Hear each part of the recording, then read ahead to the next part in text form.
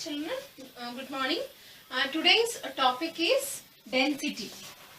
We are learning about the properties of the materials, right? So in that density is a property. What is meant by density?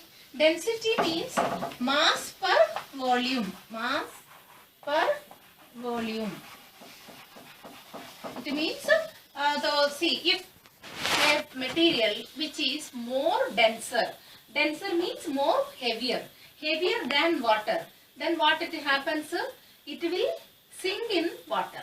If the object is less denser, that means weight lighter than water, then it will float on water. Okay, so on the basis of this also we can classify the materials like this, which are floating and which are sinking in water. Sink and float. Sink means if it is go inside the water, okay, and then float. Float means if it is floating on the surface of the water. For this I will show an experiment. You just see here, okay. Water, right? In this I am putting, this is the lightweight, right? Plastic. It is made of plastic, so I put it on it. So it is floating on water. And see this is also I put it. It is also floating in water.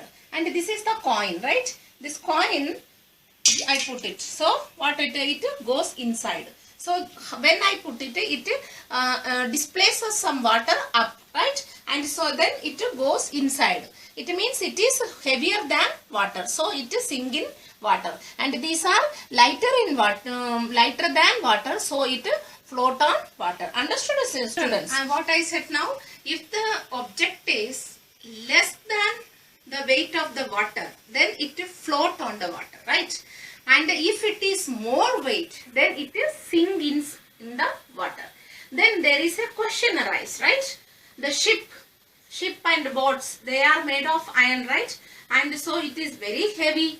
Then why it is floating on water? Why it is not sinking in water? There is a question. It comes in all of your mind, right? So why it is? Because see, when this ship is made of iron, even though it float on water, when this ship float in water, this is water, right? So this weight of the water, that means the weight of the ship, how much weight the ship has, that much water it displaces out. I say in this way it removes the water. That is known as displacement. Okay. So because of that, and because this displacement of water plus the force applied by the water on the object. So this much weight of water it displaces. So this force, there is a force coming upward. That force is known as buoyant force. What it is? Buoyant force or an upthrust force. That force, because of that force also the ship float on water. Clear? And if, for example, if we are also the human being, if we are, somebody pushed us in water, okay, then those who are able to swim, they will float on water. They can swim, right? And those who don't know swimming, they will go inside, right? So the drowned and go, because see, when we are swimming, what we does, we just remove the, that means displaces the water with our hands, right? By this way or by this way, we will remove the water, displaces the water, how much weight we have, that much water we displaces, so we are able to swim. If we don't know, if we are not displacing that much water, then we will sink in water. Clear? That is known as this floating and sinking. And children, not only this is sea water, right? Sea water or ocean water, it is salty. That water is salty. And if it is on the river or lake, that is fresh water.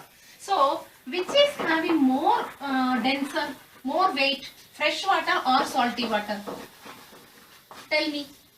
Salty water is more heavy, okay, denser. Why? Because it contains salt also. Salt added in water. So salt weight plus water. So its weight is more. So what happens, sir? If the object, that water is more denser than